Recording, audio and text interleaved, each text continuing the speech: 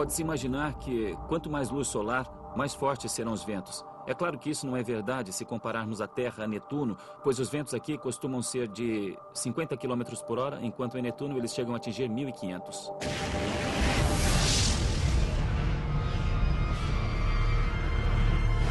Cientistas imaginam que Netuno ainda retém parte do calor interno gerado na formação do planeta bilhões de anos atrás. Mas não imaginam como esse calor seria suficiente para gerar ventos tão velozes. A quantidade de calor liberada por Netuno é o dobro da recebida pelo Sol. No entanto, isso não basta para explicar os ventos terríveis do planeta.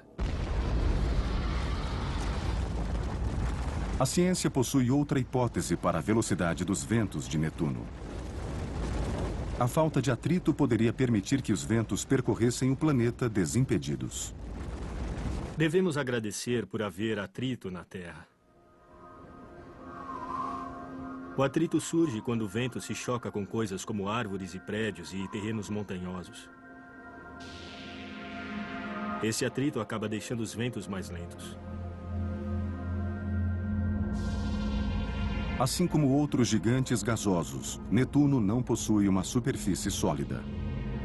Mesmo a luz solar sendo muito fraca, se o atrito também for extremamente fraco, é possível se ter ventos muito velozes com o tempo. Os ventos de Netuno não são os mais impressionantes do nosso sistema solar. Mas o universo é grande, e um campeão aqui pode ser insignificante quando comparado a climas mais distantes no espaço.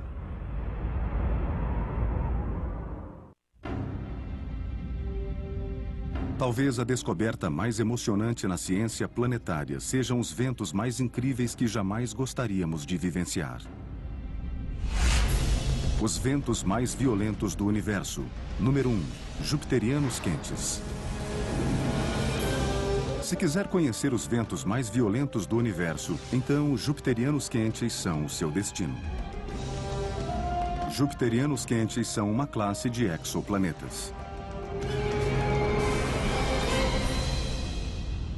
É muito pior que Netuno.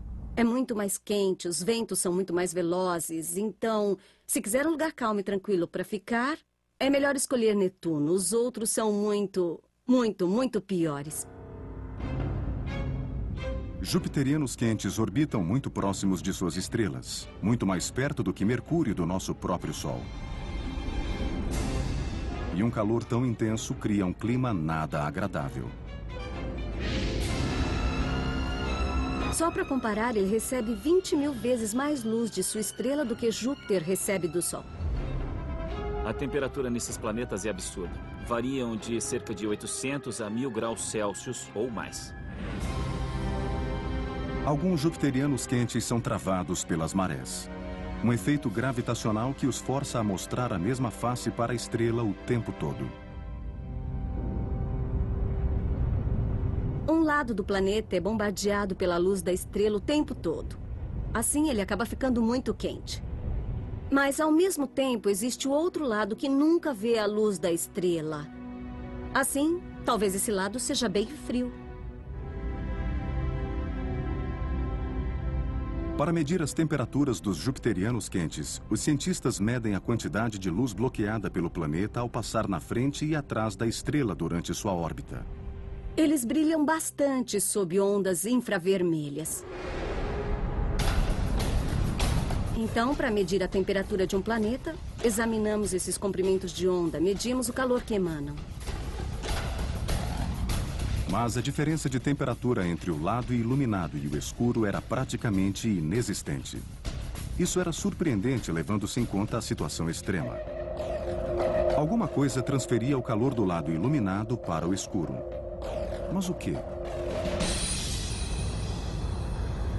A resposta eram ventos viajando em velocidades extremas.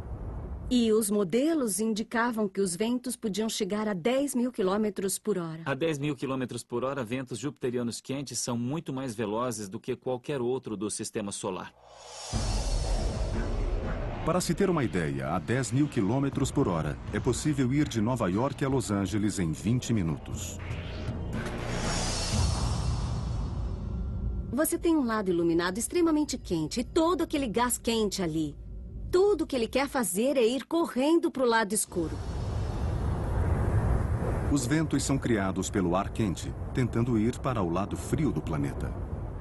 É como o windsurf. Você vem aqui num dia com vento, abre a vela, pega uma bela brisa e sai voando pelo mar.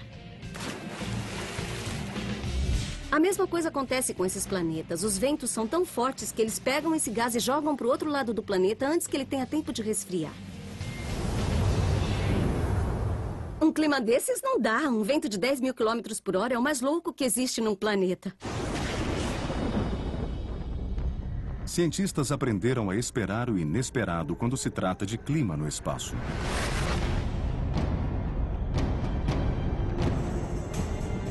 Às vezes, os ventos se tornam tempestades, como tornados.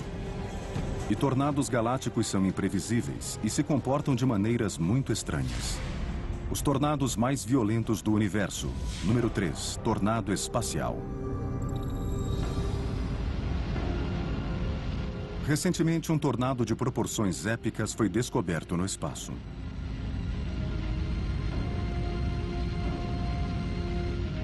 Esse tornado espacial é um objeto Herbig raro, criado por ventos como os resultantes da formação de uma estrela.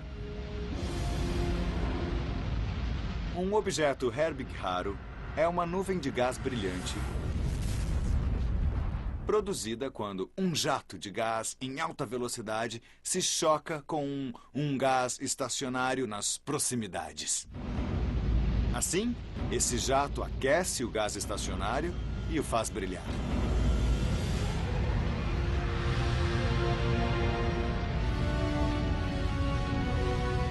Esse objeto facilmente seria o primeiro na lista dos tornados mais violentos do universo, a não ser por um fato importante. Na verdade, não é um tornado. Tem o formato de um tornado. Seu formato helicoidal parece que está se contorcendo. Mas, na verdade, não é um objeto em rotação como um tornado. Diferente de um tornado na Terra, em que um vórtice de vento cria um formato cônico, este tornado é criado por forças magnéticas que levantam uma onda de partículas e poeira cósmica. Esse aqui parece ter um formato espiralado. O que é estranho, porque a maioria dos outros não tem esse padrão espiral. Mas o motivo da rotação é diferente do motivo da rotação dos tornados na Terra.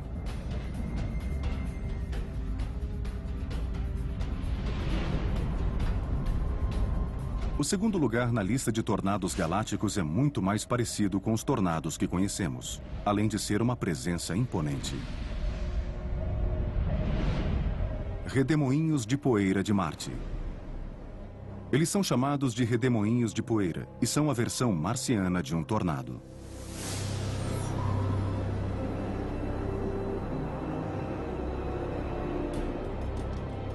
Tempestades de poeira em Marte são muito interessantes. Milhares de tempestades locais acontecem ao longo do ano marciano, criando nuvens de poeira que são opacas, com centenas de quilômetros de extensão e alguns quilômetros de altura. Marte, também conhecido como Planeta Vermelho, é um lugar poeirento e triste. A superfície é coberta por areia e aparentemente não possui água no estado líquido. Neste terreno poeirento, os problemas começam quando o Sol nasce. Redemoinhos de poeira podem ter centenas de metros de diâmetro e 800 metros de altura, girando a 110 km por hora pela superfície do planeta. E eles possuem semelhanças com os tornados terrestres. As forças básicas dentro de um redemoinho são muito parecidas com as de um tornado. Os dois possuem vórtices finos que giram e centros de baixa pressão. No entanto, um tornado é muito mais forte, muitas vezes em função da magnitude da velocidade do vento.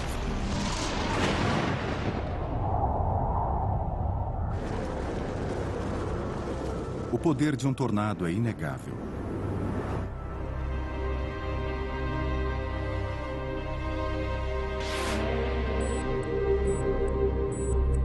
E cientistas da Universidade de Iowa não se cansam de estudar essas tempestades violentas.